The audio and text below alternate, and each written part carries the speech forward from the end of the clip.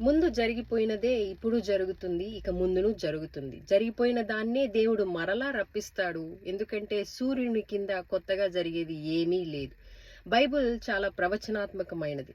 మీ యొక్క చూపు ప్రభు మీద ఉన్నప్పుడు ఆయన దాన్ని బయలుపరుస్తారు. కనుక మీ జీవితంలో కానీ లోకంలో కానీ ఏం జరుగుతున్ననో మీరు క్రీస్తులో సంతోషంగా, ఆనందంగా, ప్రశాంతంగా జీవించాలని.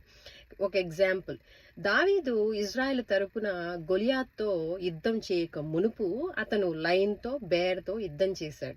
అంటే ఇజ్రాయెల్ అరబ్ వార్ జరిగేటప్పుడు గ్రేట్ బ్రిటన్కే లైన్ యొక్క ఫ్లాగ్ ఉంది. గ్రేట్ బ్రిటన్ స్ట్రైట్ గా ఇజ్రాయెల్తో యుద్ధం చేయడానికి సిద్ధపడినప్పుడు ప్రభువు దానిని ఆపివేశారు.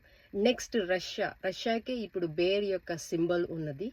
ఎప్పుడో ఖచ్చితంగా గ్రౌండ్ సెట్ అయి ఉంది. ఇజ్రాయెల్తో యుద్ధం చేయడానికి రష్యా సిద్ధపడుతుంది. మరలా ప్రభు దాన్ని ఆపివేస్తారు. ఎందుకంటే ఆయన అంతిమ రాకడలో యాంటీ క్రైస్ట్ నుంచి ఇజ్రాయెల్ను రక్షించడానికి తనను తాను డేవిడ్ వలె బయలుపరుచుకుంటారు కాబట్టి.